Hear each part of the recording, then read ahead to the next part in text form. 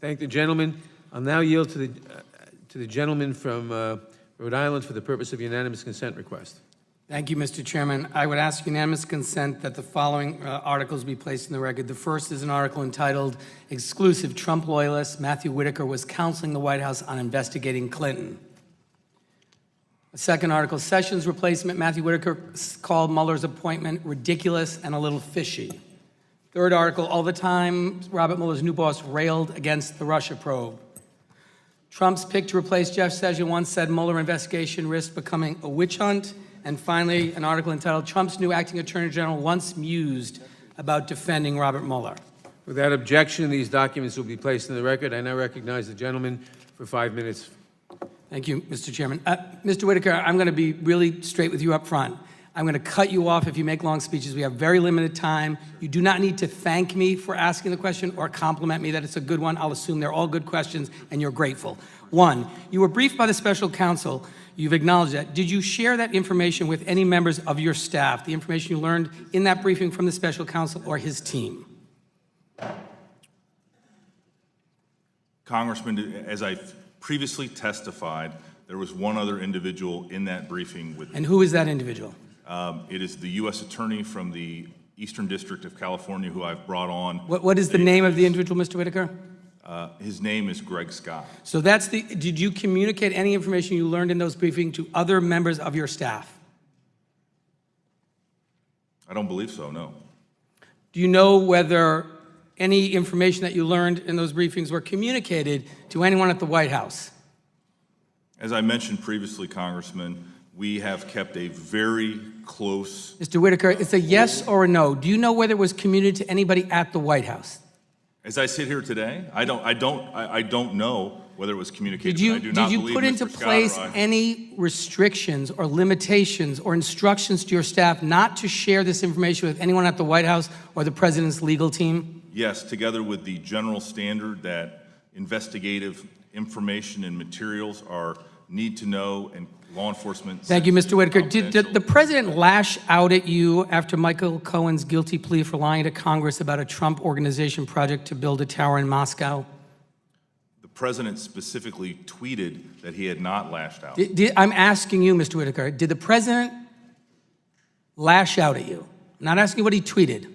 I don't have a lot of confidence in the veracity of his tweets. I'm asking you under oath. Congressman, that is based on an unsubstantiated... Sir, answer the question, yes or no. Did the president lash out to you about Mr. Cohen's guilty plea? No, he did not. And did anyone from the White House or anyone on the president's behalf lash out at you? No.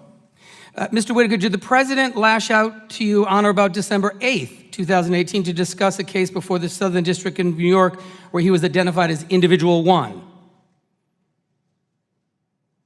No, Congressman.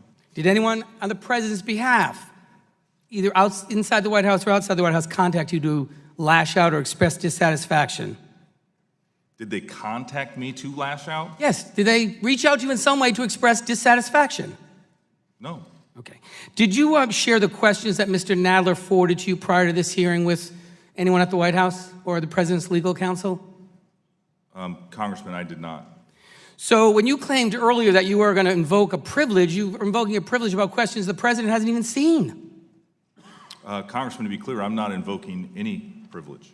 Well, you said earlier that you, in your written testimony, that you would not answer questions about your conversations with the president. Did you not? Yes, I did. So you are not sitting here today saying the president has instructed you not to answer a question, correct? I am not sitting here today saying that the president has instructed. So then you're prepared to answer all these questions. Congressman, I think I was pretty explicit in my opening statement. So have you spoken to the president, Mr. Whitaker, about the Mueller investigation? Congressman, as I have previously testified, I did not talk to the president about the Mueller investigation. Have you ever spoken to the president or parts of his legal team about information that you've learned in your capacity as acting attorney general related to the Mueller investigation or any other criminal investigation involving the president?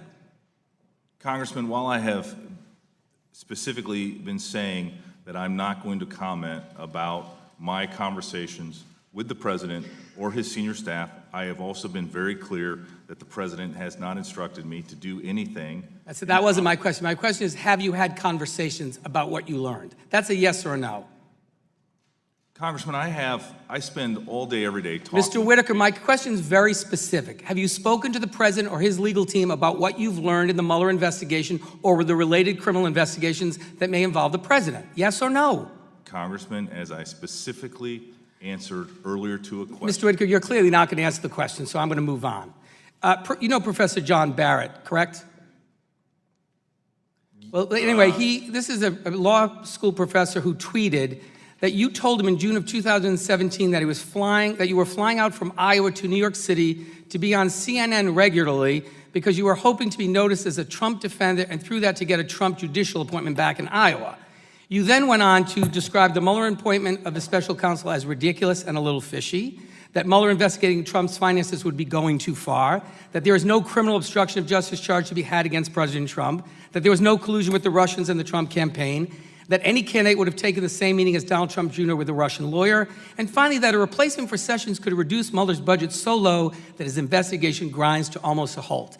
You said all those things, and they're all in print, and it answers Mr. Deutsch's question.